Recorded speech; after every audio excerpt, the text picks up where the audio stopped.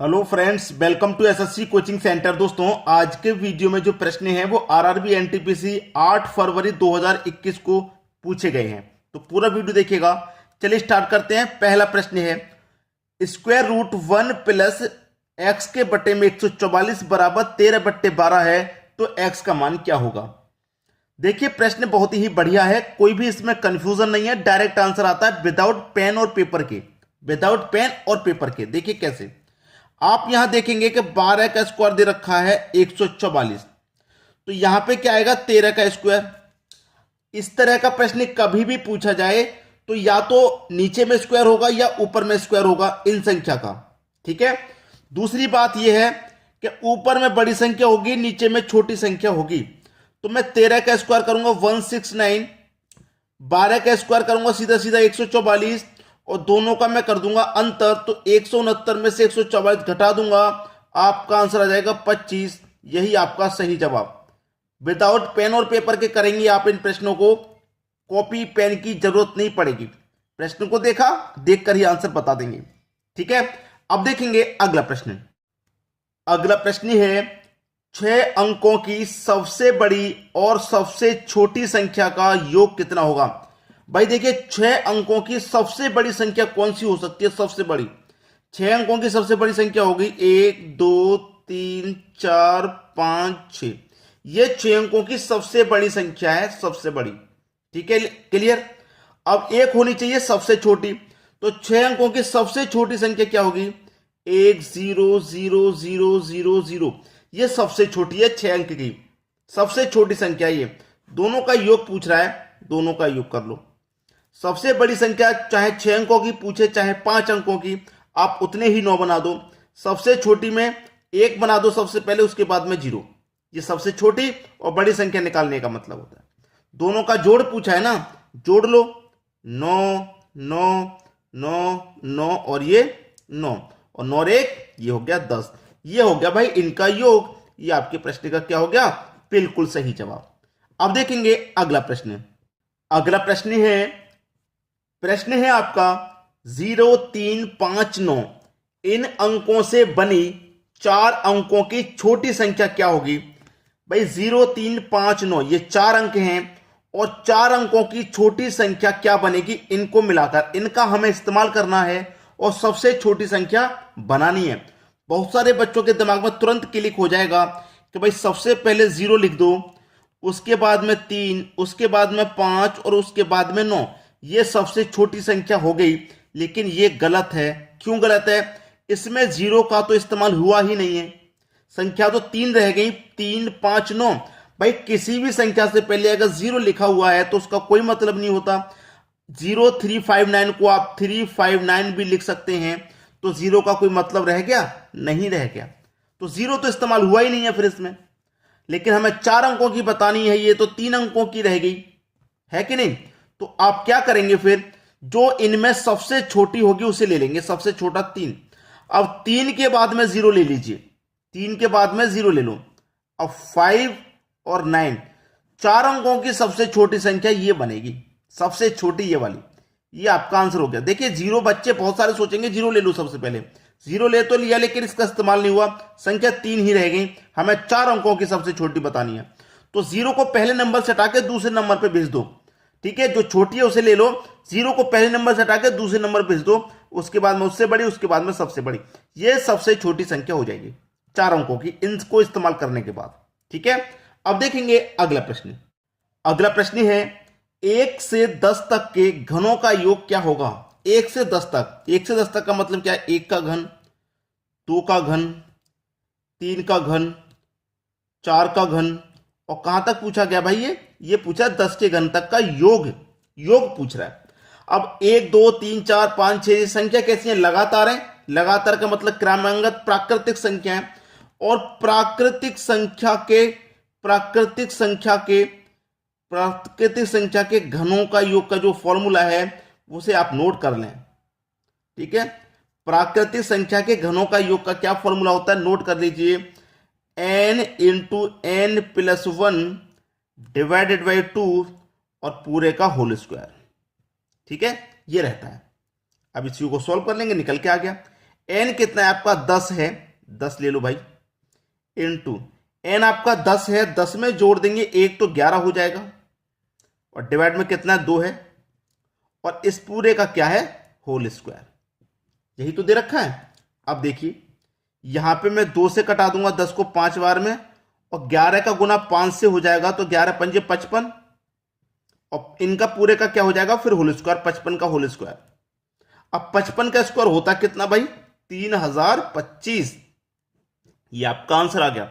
अगर आपको 55 का होल स्क्वायर नहीं पता है तो आपको गुना करना पड़ेगा, अगर याद रखेंगे तो समय कम लगेगा, यही आपका आंसर है। इसीलिए मैं आपसे बार बार कहता हूं कि आप स्क्वायर और क्यूब जरूर याद कर लें, ठीक है। अब देखेंगे अगला प्रश्न।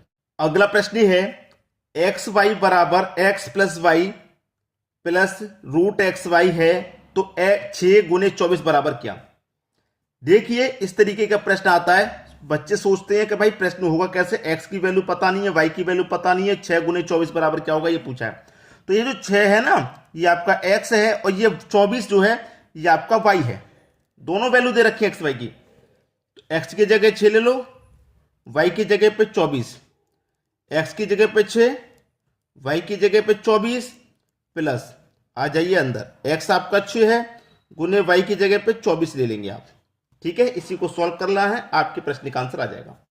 तो देखिए ये मेरे पास क्या है 6 गुने 24 बराबर 6 और प्लस 24 में करूंगा, 6 और 24 करूंगा जोड़ूंगा तो ये हो जाएगा 30, प्लस इन दोनों का मैं क्या करूं गुना कर लूंगा अंदर, तो कितना हो जाएगा 6 चौके 24 का 4 कैरी का 2, 6 दूने का 12, 12 में कैरी का 2 जोड़ूंगा 14, ये हो गया 144 स्क्वायर रूट में।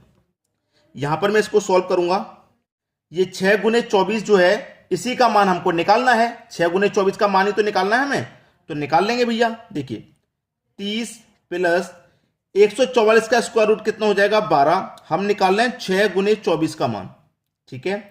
अब 30 और 12 को अगर मैं जोड़ूंगा तो ये 42 हो जाएगा, 6 गुने 24 का मान हम निकाल रहे हैं, 6 गुने 24 बराबर क्या होगा, तो 6 गुने 24 बराबर हो जाएगा 42 के, यही आपके प्रश्न का सही जवाब।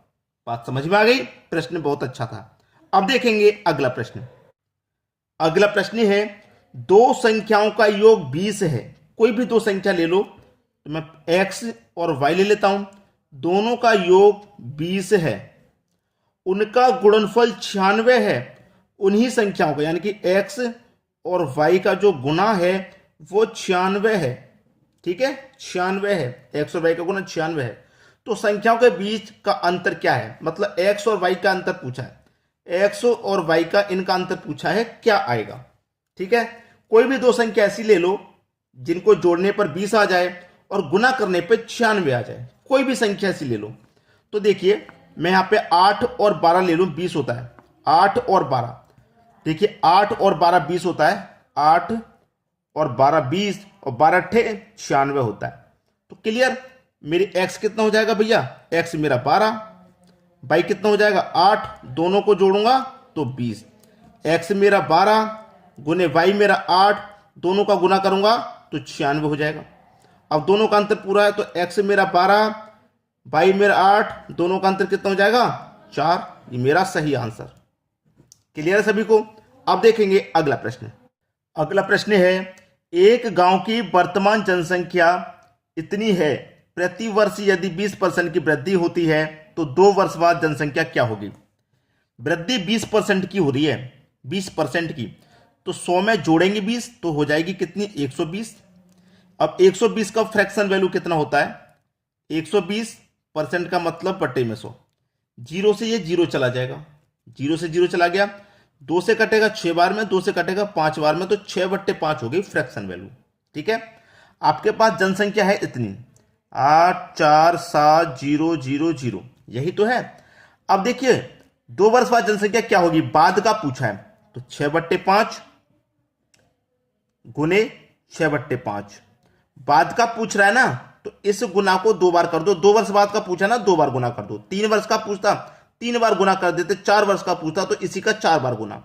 दूसरी बात ये बाद की जगह अगर पहले का पूछ ले कि 2 वर्ष पहले की जनसंख्या क्या थी, तो इसको पलट के गुना कर देते हैं, पहले की पूछेगा ना, तो 6/5 जैसे निकल के आया फ्रैक्शन वैल्यू, तो इसको पलट देंगे 5/6। पहले का पूछेगा तो पलट के गुना करना है, बाद का पूछेगा तो पलटना नहीं है, सीधा सीधा।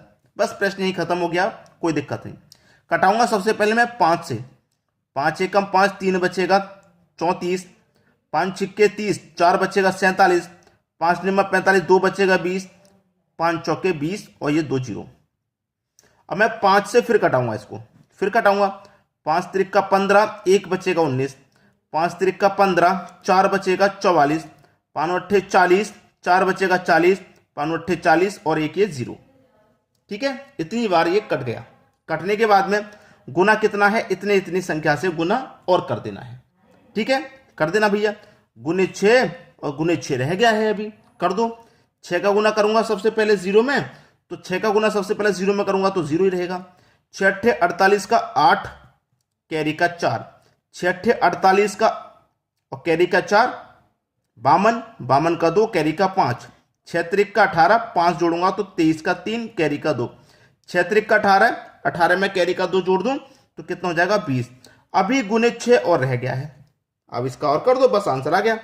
6 का 0 में 0, 6 अट्ठे 48 का 8 कैरी का 4, 6 दूने 12, 12 में कैरी का 4 जोड़ देंगे तो 20, 20 का 0 कैरी का 2, 6 त्रिक का 18, 6 त्रिक का 18, 18 में भाई फिर से गुना करके देखते हैं। 6 का 0 में 0, 6 अट्ठे 48 का 8 कैरी का 4, 6 दूने का 12, 12 और 4 16, 12 और 4 16 आएगा दोस्तों, यहाँ 16। ठीक है, 16 आएगा कैरी का 1, 6 त्रिक का 18, 18 में कैरी का 1, 19, 19 का 9 कैरी का 1, 6 का 0 में करेंगे तो 0 रहेगा, कैरी का 1 जो था वो आ जाएगा, 6 दूने का 12। ये आपके प्रश्न का बिल्कुल सही जवाब हो गया। समझ में आ गया, किसी को कोई दिक्कत नहीं होगी। अब देखेंगे अगला सवाल। अगला प्रश्न है, किसी संख्या का HCF बराबर 75 और LCM बराबर 450 है तथा पहली संख्या को 3 से भाग देने पर भागफल 75 आता है, तो दूसरी संख्या क्या है? देखिए, इसका एक फॉर्मूला होता है, पहली संख्या गुने दूसरी संख्या बराबर LCM गुने HCF। ये एक फॉर्मूला होता है। ठीक है, अब हमसे ये कहा गया है कि पहली संख्या को 3 से भाग देने पर भागफल 75 आता है। भागफल आ रहा है ना, तो 3 का गुना सीधे सीधे 75 से कर दो, 225 हो जाएगा। तो हमें क्या हो गया, ये पहली संख्या पता चल गई। पहली संख्या हमारी कितनी है, 225। दूसरी संख्या क्या है, पता लगानी है। एलसीएम मेरे पास 75 है और HCF 450 है। अब देखिए, 75 से 225 कितनी बार में कट जाएगा? ये 75 से मैं कटा दूंगा 225 को तो 3 बार में कट जाएगा, और 3 से कटा दूं इसको तो कितनी बार में कटेगा, 3 एक कम 3, 3 पंजे 15, 150 बार में। तो दूसरी संख्या मेरी क्या निकल के आ गई, 150। यही मेरे प्रश्न का सही जवाब है। उम्मीद करूंगा सभी को प्रश्न आसानी से समझ में आ गया होगा, किसी को भी प्रश्न में कोई प्रॉब्लम नहीं होगी। ठीक है दोस्तों, वीडियो देखने के लिए आपका बहुत बहुत धन्यवाद।